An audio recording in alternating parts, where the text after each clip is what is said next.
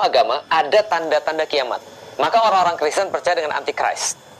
Ya kan ya, bahwasanya ada nanti orang yang dia tuh benar-benar penentangnya Yesus.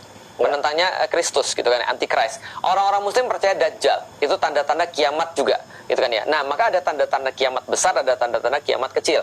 Kalau tanda-tanda kiamat besar itu makin dekat lah ibaratnya. Gunung-gunung diterbangkan, matahari terbit dari sebelah barat. Nah, itu adalah tanda-tanda kiamat besar. Ada tanda-tanda kiamat kecil. Contoh misalnya yang Lex bawa Al-Quran. Nah, itu tanda-tanda kiamat kecil kayaknya, betul. Nah, kita bagian daripada itu. Itu yang Lex bilang yuk sholat yuk, nah, gitu ya. Itu benar. Kalau Lu jangan sholat dong. Nah, jangan juga. Nah, karena gini, karena tanda-tanda kiamat kecil itu salah satunya adalah ketika nanti Islam sudah benar-benar bisa untuk tersebar luas. Itu tanda-tanda kiamat kecil. Oh? Iya, akan kembali satu masa di mana Islam akan kembali seperti awalnya lagi, kembali jaya seperti awalnya. Itu tanda-tanda kiamat kalau kecil. Kayak gitu jangan menjebak dong. Betul. Itu kata orang. Kalau gitu kita jangan dulu tegak Islam. Kenapa? Nanti kalau Islam tegak berarti tanda-tanda kiamat sudah datang. Sedangkan gue belum kawin. Itu salah. Sama aja orang bilang jangan makan dulu. Kenapa? Nanti juga lapar lagi. Itu sama. Jadi logikanya ya karena kita nggak tahu ya udah kita jalanin aja. Toh itu juga bagian daripada ketentuan yang sudah ada. Nah maka ada tanda-tanda kiamat. Tadi aku sesuai dengan kenapa aku nggak mau mati. Mudah-mudahan kita semua sudah mati sebelum kiamat. Jadi gini ceritanya. Ini sedikit spoiler ya. Karena kiamat ini memang tidak dibicarakan kecuali dari hadis atau dari Quran. Karena kita nggak bisa memprediksi dan kita nggak tahu apapun. Jadi gini ceritanya. Agak panjang tapi aku akan coba singkatin dikit aja. Rasul berkata gini, tidak ada satupun nabi yang datang ke dunia ini kecuali mereka akan diminta untuk menyampaikan agar orang berhati-hati terhadap satu big boss.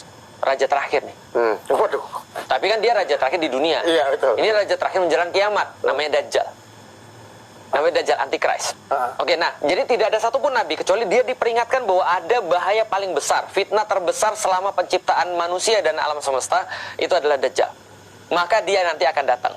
Nah, setelah dia datang dia bawa fitnah banyak sekali. Fitnahnya apa? Gampangnya fitnahnya adalah dia bawa misinformasi. Sehingga setiap orang akan menyangka dia sebagai Tuhan. Lu bisa bayangin?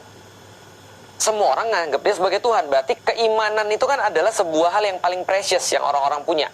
Nah ketika dia datang, maka dia bawa semua hal untuk menghilangkan iman. Maksud aku mau nanya, boleh. Ini yang nulis apa namanya? Berita ini? Ya di Al-Quran itu di siapa yang nulis? Itu bukan Al-Quran, itu hadis.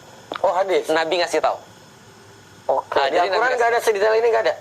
Di dalam Al-Quran tidak ada sedetail ini. Makanya nanti fungsi. Aku mau tanya, boleh? Nabi itu bisa salah nggak sih? Nabi nggak bisa salah. Nah, ini menarik nih. Menarik. Sampai sini ya. Bagus. Tadi yang nulis Nabi, berarti ini dari hadis. Yang ngomong Nabi. Yang ngomong Nabi, berarti ini tulisannya namanya hadis. Nabi Muhammad. Oke.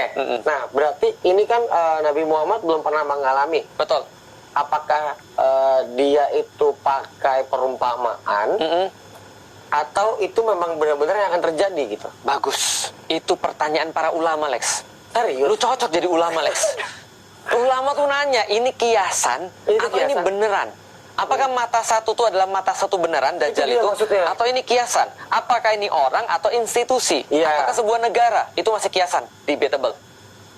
Masih bisa diperdebatkan gitu? Masih bisa diperdebatkan. Mengenai tentang ini kiasan atau bukan. Tapi beritanya dari Rasulullah itu tidak debatable. Karena sudah dipastikan. Cuma mengartikan, menafsirkannya ini. Menafsirkan itu debatable. Nah, maka ketika dia udah bawa banyak-banyak kerusakan tadi, lalu kemudian ada seorang muslimah yang bertanya, "Ya Rasulullah, di mana orang-orang Arab pada saat itu?" Maksudnya di mana orang-orang muslim pada saat itu, orang Arab pada khususnya. Rasul katakan, mereka tinggal sedikit dan mereka ada di Baitul Maqdis. Mereka ada di Palestina, Baitul Maqdis.